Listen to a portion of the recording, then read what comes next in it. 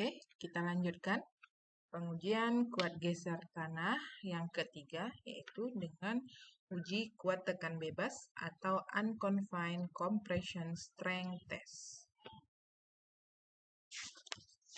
Nah, uji tekan bebas ini termasuk hal yang khusus dari uji triaksial. Hal yang khusus dari uji triaksial UU atau unconsolidated undrained. Tak terkonsolidasi, tak terdrainase. Dari gambar ini gambar skema uji kuat tekan bebas. Yaitu contoh tanah ini dari gambar hanya mengalami tegangan utama atau sigma 1, tegangan utama arah vertikal, dan tegangan horizontal atau confining pressure-nya itu 0. Artinya, contoh tanah ini tidak diberi tegangan horizontal atau confining pressure. Sehingga prinsip pembebanan ini dapat dilihat jika kondisi pembebanan sama dengan yang terjadi pada uji triaksial. Hanya tegangan selnya itu nilainya 0. Ya. Pengujian kuat tekan bebas atau singkatannya UCS ini hanya cocok untuk jenis tanah lempung. Ya, tentu. Ya, tanah lempung. Kenapa tanah lempung? Karena tanah lempung itu dia memiliki daya ikat antar butiran atau kohesi. Sehingga tanah lempung itu bisa ditegakkan atau seperti ini. Ya. Nah, di mana pada pembebanan cepat air tidak sempat mengalir keluar dari benda uji. Tegangan aksial yang diterapkan di atas benda uji berangsur-angsur ditambah sampai benda uji mengalami keruntuhan. Ya, nah, jadi di sini tegangan selnya 0, artinya kalau prinsipnya pada uji triaksial dia tidak berikan air, dia tidak ditutup dalam tabung triaksial, kemudian tidak diberi air. Artinya apa? Artinya di sini butuh sampel tanahnya saja dan diberi tegangan 1, sigma 1. Nah, pengujian kuat tekan bebas ini, UCS ini, pada saat keruntuhannya, karena sigma 3-nya atau cell pressure-nya itu 0, maka sigma 1 sama dengan sigma 3 ditambah delta tau atau tegangan deviator. Jadi karena sigma 3-nya 0, maka sigma 1-nya sama juga dengan tegangan deviatornya. Ya, delta tau Fehler-nya atau selisih tegangannya, beda tegangan. Artinya sama juga dengan sigma 1 sama juga dengan QU. Di mana QU itu merupakan nilai dari kuat tekan bebas tanah atau unconfined compression strength. Analisa perhitungan data hasil pengujian sama dengan analisa perhitungan pengujian triaksial. Tapi karena benda uji pengujian bebas artinya dilakukan di udara bebas, ya. Nah, artinya dia sampel tanahnya itu di sekelilingnya itu bebas dengan udara, ya, lepas. Tidak ditutup, tidak diberi air, jadi artinya tanahnya langsung berinteraksi langsung dengan udara bebas. Nah, maka faktor kadar air tanah sangat penting. Nah, pada pengujian kuat tekan bebas ini, sigma 1 sama juga dengan delta tau F itu sama juga dengan kuat tekan bebas dari tanah tersebut. Ya, jadi yang sigma 1 yang tegangan utama itu kalau di kuat tekan bebas itu sama juga dengan QU atau nilai dari kuat tekan bebas. Nah, dari nilai QU secara teoritis kita peroleh nilai CU, yaitu CU sama dengan QU per 2, di mana CU atau SU itu sama juga dengan kuat geser undrained dari tanahnya. Jadi CU sama juga dengan SU, sama juga dengan kuat geser andren dari tanahnya. Oke. Hubungan nilai kuat tekan bebas lempung ya pada tanah lempung versus konsistensinya itu dapat dilihat dari tabel berdasarkan Hardiatmo HC tahun 2012. Jadi dari sini kalau tanah lempungnya keras, artinya nilai kuat tekan bebasnya tentu lebih besar daripada 100 kN dan nilai kuat gesernya CU-nya yaitu besar dari 200 kN per meter luas. Kemudian kalau nilai QU-nya didapat antara 200 sampai 400 dan nilai CU-nya setengah dari QU-nya berarti 100 sampai 200, maka konsistensinya disebut sebagai lempung sangat kaku. Nah, kemudian kalau QU-nya dapat 100 sampai 200 itu lempung kaku. 50 sampai 100 dengan nilai CU, nilai kuat gesernya 25 sampai 50, maka nilai lempungnya lempung sedang. Hingga paling kecil nilai QU-nya kecil dari 25, maka lempungnya sebagai lempung sangat lunak. Ini dia hasil pengujian dari pengujian kuat tekan bebas atau UCS. Hubungan antara tegangan aksial dengan sigma 1. Ya. Sigma 1 di sini sama juga dengan nilai QU. Nah, ini contoh grafik hasil pengujian kuat tekan bebas, di mana pengujian kuat tekan bebas ini tanah asli, atau tanah undisturbed. Kemudian yang ini yang tanah remolded, di mana tanah remolded itu tanah rusak. Artinya, dilakukan 2 kali pengujian, satu sampel tanah yang asli, yang belum diberi beban, yang kadar airnya masih persis dengan di lapangan. Kemudian langsung kita uji kuat tekan bebas, tanahnya tanah asli, sehingga dari sini dari hasil pengujiannya diperoleh buat grafik UCS, yaitu nilai kuat tekan bebasnya di sini, atau nilai QU-nya. Nilai QU sama juga dengan sigma 1. Dan tingginya inilah nilai sama juga dengan nilai puncak maksimumnya itu adalah nilai QU. Kemudian setelah dilakukan pengujian yang pertama, tanah yang sudah runtuh, kemudian tanah itu dicetak kembali, nah itu yang disebut sebagai tanah remolded atau tanah rusak. Tanah tersebut sudah dicetak kembali, kemudian diuji lagi. Nah, maka nilai kuat tekan bebasnya jadi lebih rendah daripada tanah asli tadi. Sehingga nilai kuat tekan bebasnya di sini QU aksen, ya. Nah, sini nilai kuat tekan aslinya QU, kuat tekan bebasnya, kuat tekan yang remoldednya rusaknya QU aksen. Sehingga perbandingan antara nilai kuat tekan tanah asli dengan nilai kuat tekan tanah remolded itu sama juga dengan nilai sensitivitas atau tingkat sensitivitas tanahnya, atau disebut sebagai sensitivity, ya, dimana dari gambar terlihat kalau nilai kuat tekan bebas tanah juga dapat diperoleh dari tanah yang diuji ulang lagi setelah benda uji atau tanah mengalami kerusakan struktural atau keruntuhan, atau di istilahnya remolded, di mana pengujian dilakukan tanpa adanya perubahan kadar air. Sifat berkurangnya kekuatan tanah akibat adanya kerusakan struktural tanah tersebut itu disebut sebagai sensitivity. Nah, sensitivitas.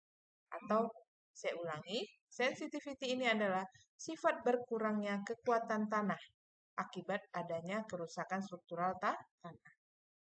Nah, di tingkat sensitivitas tanah dapat dihitung dari pengujian kuat tekan bebas, yaitu, nah ini dia, perbandingan antara kekuatan tanah yang masih asli dengan kekuatan tanah yang telah mengalami kerusakan. Maka didapat nilai sensitivitas. Nah, oke, nilai sensitivitas ini, ya, itu ada di referensi, saya lupa ini di mana ya. Di referensi itu mengatakan bahwa tingkat sensitivitas suatu tanah dari nilai perbandingan antara QU dengan Q aksen, maka didapat nilai sensitivitas bisa yang dari sangat sensitif, sedang, hingga tidak sensitif. Nah, itu. Oke. Contoh. Nah, pertama, ini contoh soal ini saya ambil dari buku Hari Kristadi halaman 336, contoh soal 51. Coba Anda buka halaman 336, contoh soal 51. Nah, soalnya adalah uji tekan bebas dilakukan pada tanah lempung lunak jenuh. Benda uji diambil dari tanah tak terganggu dan dibuat dengan diameter 38,1 mili dan tingginya 76,2 mili. Beban maksimum pada saat keruntuhan adalah 30 Newton. Pada saat terjadi perpindahan vertikal 11,7 mili. Hitunglah nilai kuat tekan bebas dan berapa kuat geser andren lempung lunak tersebut. Dan gambarkan lingkaran Mohr saat keruntuhan. Nah, silahkan Anda baca penyelesaiannya ya. Dan jika ingin ditanyakan, silahkan ditanyakan. Tapi saya rasa alangkah baiknya saya bahas saja ya dari video ini, di mana saya agak ragu nih kalau Anda nanti baca penyelesaiannya. Ya, mudah-mudahan dengan mendengarkan video ini sambil melihat buku Anda masing-masing ya, karena saya nggak sempat ini buat penyelesaiannya di slide saya. Maka Anda lihat ke buku Anda masing-masing, buku Hari Kristadi, buku Mektan 1-nya, halaman 336, contoh soal 51. Jadi penyelesaiannya di sini. Ini pertanyaannya, yang pertama nilai kuat tekan bebas atau nilai QU. Nah, kemudian dan berapa kuat geser andren atau nilai CU. Nah, di QU tadi rumusnya adalah sama juga dengan sigma 1. QU ini sama juga dengan sigma 1 ya. Sigma 1 ini kita peroleh dari sama prinsipnya dengan hasil pengujian di triaksial. Jadi perhitungan dari triaksial ya. QU sigma itu adalah P, rumusnya adalah P per A. P itu adalah beban saat runtuh. A itu adalah luas penampang uji terkoreksi ya, seperti yang kita pelajari di triaksial tadi. Nah, beban maksimum pada saat runtuh itu sudah diketahui 30 Newton dan luas penampang benda uji yang kita cari. Nah, untuk mencari luas penampang benda uji, jadi saya tuliskan saja di sini ya. Saya tuliskan di sini. Jadi kita cari QU. QU itu sama juga dengan sigma 1. Sigma 1 itu sama juga dengan P per A. Di mana P itu diketahui 30 kN.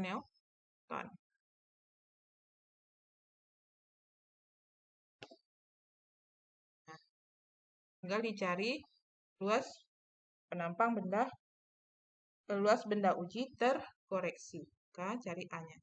Ini rumus QU-nya ya. Kita cari A. A itu adalah A terkoreksi dari rumus reaksial A0 dibagi 1 dikurang regangan. Nah, regangan itu apa rumusnya? Nah, regangan rumusnya adalah delta L per L. Perubahan panjang dibagi dengan panjang awal. Perubahan panjang berapa jadinya ya? Perubahan panjang dari pada saat terjadi perpindahan vertikal itu 11,7 mili dibagi dengan panjang awalnya atau tinggi awalnya 76,2. Berarti 11,7 bagi dengan tinggi awalnya 76,2. Perubahan tingginya 11,7. Maka regangannya sama juga dengan ini dikali 100% ya. Sebentar. Ini dikali 100%.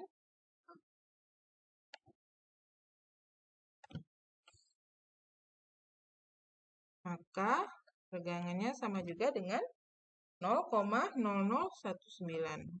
0,0019. Satuannya adalah milimeter.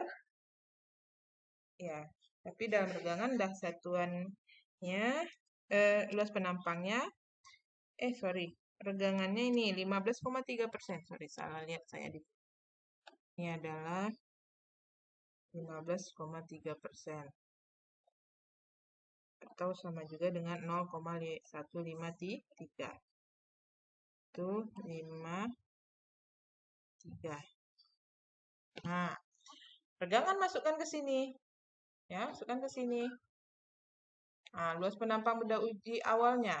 Nah, A0-nya lagi cari. Jadi A0-nya sama dengan apa? Penampang benda ujinya bentuknya apa? Silinder kah, petak kah? Ya. Nah, benda ujinya diambil diameter. Nah, berarti luas penampang lingkaran. Berarti A0-nya sama dengan 1/4 pi d kuadrat. Ya, 1/4 pi d kuadrat. Nah, 1/4 pi diameter diketahui dalam meter, berarti 0,0381 kuadrat. Maka dapat hasilnya 0,0011 meter kuadrat. Sehingga dapat A0, maka dapat A-nya. Ya, hitung A-nya jadinya 0,0011 dibagi 1 dikurang 0,153. Sehingga dapat A-nya 0,00179. Maka dapat A, masukkan ke rumus P per A. Jadi 30 kN. 30 Newton. Ini sorry ya. Ini 30 Newton ini ya satuannya. Nah, ini Anda jadikan ke kilonewton berarti. Berarti QU sama dengan 30 Newton ke kilonewton berarti 30 dibagi 1000 ya. 30 dibagi 1000 berarti 1, 2, 3, 0,03. Ya, kali 1000 itu 23. Ya, dibagi dengan A-nya tadi 0,00179. 0,00179 dalam meter kuadrat. Sehingga dapat QU-nya 16,8 kilonewton per meter kuadrat. Jadi per meter kuadrat. Nah, sehingga kalau kita lihat di sini, nah nilai QU-nya 16,8 kilonewton per meter kuadrat. Mana dia rentangnya? 16,8. Nah, ini kecil dari 25 ya. Nah, berarti konsistensi tanah lempungnya yaitu lempung sangat lunak. Nah, itu ya. Nah, kemudian pertanyaan kedua yaitu hitung berapa kuat geser andrennya. Berarti CU-nya atau SU ya. Di CU atau SU-nya ya. CU-nya sama dengan setengah QU. Nah, setengah QU. QU-nya didapat 16,8, maka CU-nya dibagi 2, 8,4.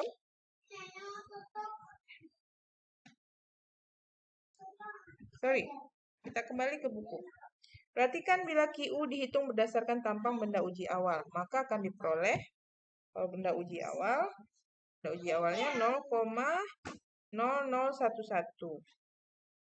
Ya, maka nilainya 27,27, besar dari 16,28. Nah, buat geser tanah andrennya di QU dari benda uji awal ya, yaitu 27,27 dibagi 2. Nah, QU-nya dari QU yang tampang benda ujinya benda uji awal. Itu terkoneksi itu benda uji setelah runtuh ya. Sekarang kuat geser tanahnya, kuat geser tanah yang awalnya dapat 13,6. Dengan membandingkan nilai QU dan CU dari hitungan yang terakhir dengan QU yang didasarkan pada tampang benda uji yang sudah berubah yaitu 16,8, maka terdapat perbedaan nilai kuat tekan bebas sebesar 62%. Nilai perbedaan ini cukup signifikan. Nah, itu dia. Nah, jadi pertanyaan berikutnya, gambarkan lingkaran Mohr keruntuhan. Ya. Di lingkaran Mohr saat keruntuhan ditunjukkan dalam gambar C51D. Lingkaran melewati titik asal karena sigma 3-nya 0. Nah, perhatikan diameter lingkaran sama dengan QU. Dengan jari-jari sama dengan QU.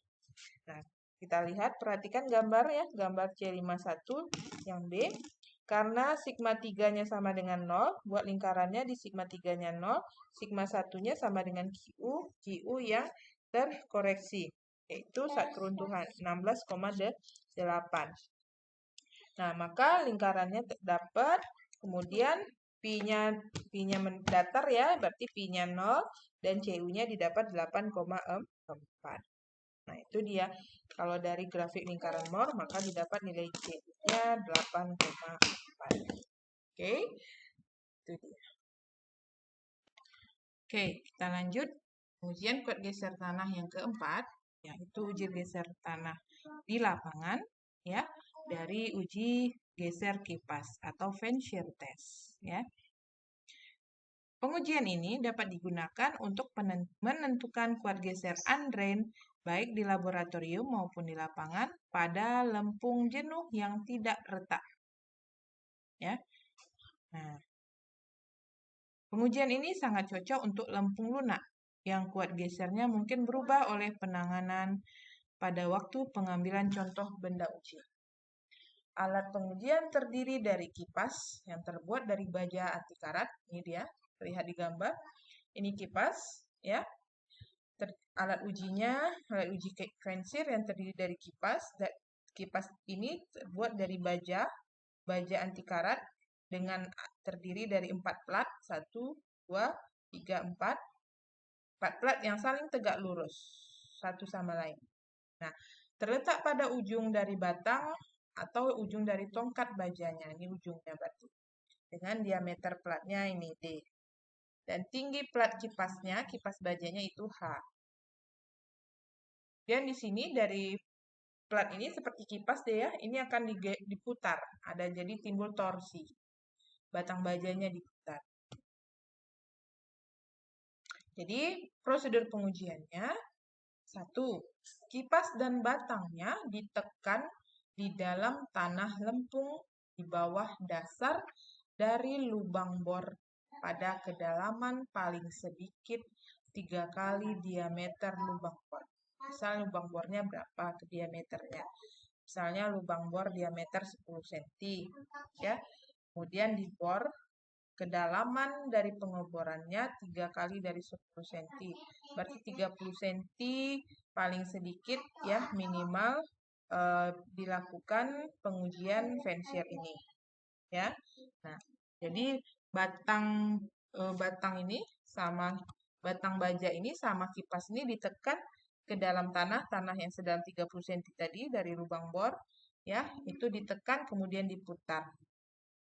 Nah, jadi yang kedua, putaran dikerjakan berangsur-angsur pada ujung puncak batangnya dengan peralatan tertentu, sampai lempung tergeser akibat rotasi dari kipasnya. Kecepatan rotasi harus tetap, yaitu dalam interval 6 derajat sampai 12 derajat per menit.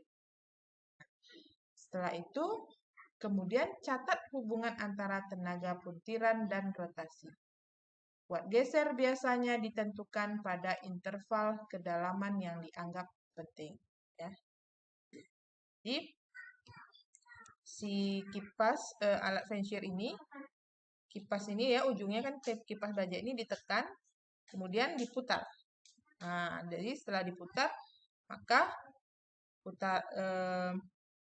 maka di situ dibaca, ya. Nah, dibaca bacaan alatnya.